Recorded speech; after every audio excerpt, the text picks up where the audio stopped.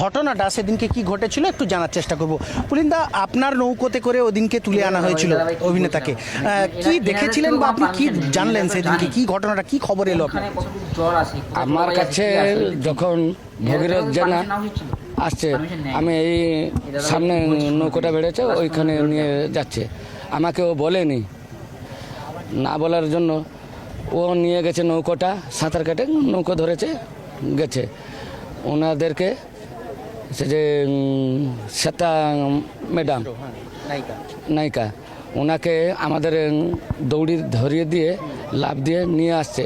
নিয়ে আসার পরে আমাদের এইখানে আসছে, আসার পর ওনারা তখন সে যে তখন কি নায়ক বেঁচে ছিল? নায়কও তখনও বাঁচে আছে। হ্যাঁ, আমরা তুলে ধরে নিয়ে আসে গাড়ি থেকে তুলে দিয়েছি। তুলে দেওয়ার পর বেঁচে আছে, তখন চলে গেছে। কিন্তু এখন আমাদের নৌকো ওরা নিয়েনি আমাদের কাছে, মানে আপনাদের সঙ্গে কোনো বিষয়টা আলোচনা করেনি। না করে পরে এই ভগীরথ জানা আর হোটেলের সৌরভ আর বেনু জানা, ওরা তা কি ভগীরথ হচ্ছে আমাদের ড্রাইভার। আচ্ছা, মানে ওনাদের সঙ্গে চুক্তি হয়েছিল, কত টাকার বিনিময়ে করে চুক্তি হয়েছে। ওরা আমাকে বলেনি, না বলার পর্যন্ত ওরা যে কি করছে আমি জানি না, জানতে পারছি না জানার পর লোকটাকে যে তুলে নিয়ে আসছে এখানে, মানে গাড়ি থেকে তুলে নিয়ে যাচ্ছে, ও বাঁচে আছে, চিৎকার করছে, একটু চিৎকার করছে, নিয়ে গেল। তখন আমি এইখানে আছি, হট করে ফোন আসলো একটা যে ওরা ডেট হয়ে, মানুষটা বেঁচে ছিল, ডেট হয়ে গেলে। তখন বাংলা নিউজ ফিউজ কেউ আসেনি, হট করে নিউজ আসলো যে আমার ডঙ্গায় পড়ে গেছে। আমার ডঙ্গা কাউকে দেয়নি শুটিংয়ের পার্টিকে, তো কী করে হলো? আমাদের কাছে পুলিশ, মিডিয়া ভাইদের ওরা আসছে, ঘন ঘন আমাদেরকে হারাসমেন্ট করছে। হ্যাঁ হ্যাঁ, পুলিশ এসে কি বলছে আপনাদেরকে? আমাদেরকে বলছে যে তোমার নৌকো নিয়ে গেছে, অমুক করছে, তো এইগুলো বলছে আর কি। মানে এই ঘটনার পরে আপনারা হেনস্থার শিকার হচ্ছেন? হ্যাঁ, বহুত মাত্রার, মানে আজকে 4 দিন হয়ে গেল, মনে হয় 4 দিন হয়ে গেল। আমি মানে ওই চিন্তায় আমি বাড়িতে ঘুমাতে পারছে না। শুধুমাত্র কি তালসারি পুলিশ আসছে, মানে উড়িষ্যা পুলিশ, না বাংলার পুলিশও আসছে? বেঙ্গল পুলিশ 2 দিন আসছে। কালকে ও আমাদের ফোন নম্বর নিয়ে গেল, আমার বাবার নাম, আমার নাম সব নিয়ে গেছে, তথ্য সংগ্রহ করছে। হ্যাঁ, আরও আসছে, একটা নাম্বার দিব বলিব, লাস্টে 919 আছে, যোগাযোগ করতে বলেছে। হ্যাঁ, দিল্লি থেকে। একটা বিষয় দাদা, ওই যে জায়গাটায় সেখানে কতটা গভীর, মানে আপনারা তো দীর্ঘ 20 বছর 30 বছর ধরে এই সঙ্গে যুক্ত আছে, হবে ওখানে 10-15 ফুট, হ্যাঁ 10-15 ফুট মানে জলটা গভীর আছে ওই জায়গাটা। ওখানে কি চড়া আছে, চোরাবালি আছে? হ্যাঁ হ্যাঁ, কাদা মাটি। হ্যাঁ হ্যাঁ হ্যাঁ হ্যাঁ। যদি আপনাদের সঙ্গে আলোচনা করতো এই শুটিং টিম বা যারা এই ধরনের অনুষ্ঠান করছিল, ফলে সেক্ষেত্রে কি কোনো সমস্যা হতো বলে মনে করছেন?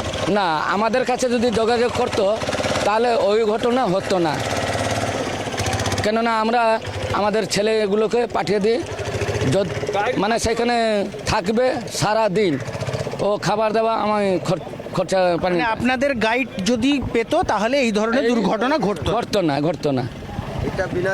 বিনা গাইডের জন্য এই ধরনের ঘটনা হচ্ছে, আর এর জেরেই আপনারা হ্যারাসমেন্ট হচ্ছেন। হ্যাঁ, ওই জন্য আমাদেরকে তো সবাই আসছে, টুরিস্টরা আমাদের বোটে তো খারাপ করছে, তালসারির নাম খারাপ হচ্ছে, তালসারির নামটা খারাপ। ওই যে মারা গেছে নৌকোতে পড়ে, এই যে ভুলভাল ডিসিশনকে দিয়েছে আমি তো জানি না। কি মনে হয় যে এই যে ঘটনাটা ঘটলো, যদি আপনাদের প্রপার গাইড হতো, পুলিশ পারমিশন থাকতো, তাহলে এই ধরনের সমস্যা তো ঘটতো না? না, এইগুলো কোনো দিন হয়নি, হবে নাই, আমাদের ছেলে সব থাকতো। একটা প্রশ্ন তো উঠছে যে আপনাদের এখানে তো কোনো কিছু করতে গেলে আপনাদের যে সংগঠন আছে, মানে আপনাদের ইউনিয়ন আছে, তাদের থেকে অনুমতি নিয়ে বা থানার থেকে অনুমতি নিয়ে করতে হয়। সেক্ষেত্রে এই ধরনের একটা শুটিং করতে গেল, থানা অনুমতি দিল না, বা আপনারাও বললেন না, আপনাদের অনুমতিও নিল না, অনুমতি ওরা কাজ করছে।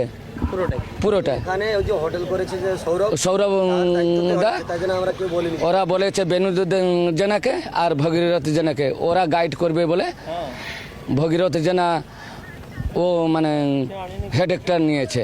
তো তোমরা তো ভিডিওটা দেখলে এই দাদাভাই কি বলছে, মানে এরা এত বড় শুটিং করেছে সিরিয়ালের, থানার থেকে পারমিশন নেয়নি, বা যারা এখানে যারা মানে কি আর কি নৌকো চালায় আর কি তাদেরকে তো তার থেকেও তো একটু পরামর্শ নিতে পারতো, তাদের থেকে পারমিশন নিতে পারতো, দাদা আপনারা থাকেন বা আপনারা থাকুন আমাদের সাথে, হ্যাঁ এখানে কতটা কি জল বা কী আছে আমরা তো জানি না, এরকম পারমিশন তো নেওয়া উচিত ছিল। এরা কিন্তু কোনো পারমিশন নেয়নি, পারমিশন ছাড়াই এরা চলে গেছে।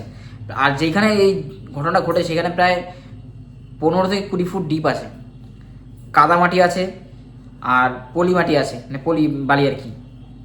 এই দাদাভাই বলছিল, দেখেছো মানে কত কেয়ারলেস, মানে একটা জায়গায় শুটিং করবে কোনো পারমিশন না। তা এই যে এখন সাধারণ মানুষ হেনস্থ, এই দাদাভাই বলছে আমি হেনস্থ হচ্ছি, আমাকে হচ্ছে আমাদের পশ্চিমবাংলা পুলিশকে জিজ্ঞেস করছে, মানে 2 দিন এসছে, তা উড়িষ্যার পুলিশ এসছে জিজ্ঞেস করার জন্য, মানে এরা হেনস্থ। এদের এই দাদার ফোন নাম্বার নিয়ে আছে, কী করে কী হলো বলছে তোমার নৌকা থেকে পড়ে গেছে। এইখানে যে সবাই যারা ঘুরতে আসে তারা এই ঘটনা ঘটার পরে তো তাদের নৌকায় উঠবে না ভয়ে, বলবে এদের নৌকা থেকে পড়ে গিয়ে মারা গেছে। এই ভয়তে তো ওনাদের ব্যবসাতে গেল, লাটে উঠলো, এই দায়টা কে নেবে? কিছু ভুলের কারণে আজকে এই ঘটনা ঘটে গেল, সাধারণ মানুষের হেনস্থা, একটা মানুষের প্রাণ চলে গেল। এত বড় শুটিং, আর শুটিং করছে, এটা কোনো পারমিশন নেবে না। আর এরা বলো থেকে এরা যেই হোটেলে উঠেছে সেই হোটেলের দেখ লোক ছিল, বলছে আমি সব দেখে নেবো ব্যাস।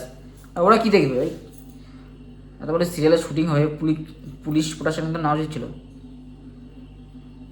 পুলিশ বা যারা ওরা নৌকা চালায় আর কি, যারা মানে যারা যাত্রী আসে, যারা ঘুরে ঘুরে দেখায় আর কি, যারা তাদের থেকে তো নেওয়া দরকার ছিল পরামর্শ।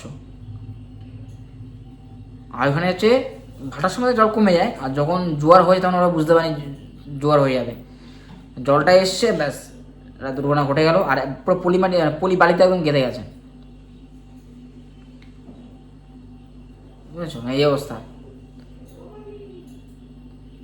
কিছু বলার নেই। আর এরকম সাধারণ মানুষ হেনস্থা, এই দাদাভাই বলছে আমি খুব হেনস্থা হচ্ছে, আমাকে পশ্চিমবাংলা পুলিশ এসে জিজ্ঞেস করছে, উড়িষ্যার পুলিশ এসে জিজ্ঞেস করছে কী হলো কী নেই হলো, ঠিকমতো ঘুমাতে পারছে না।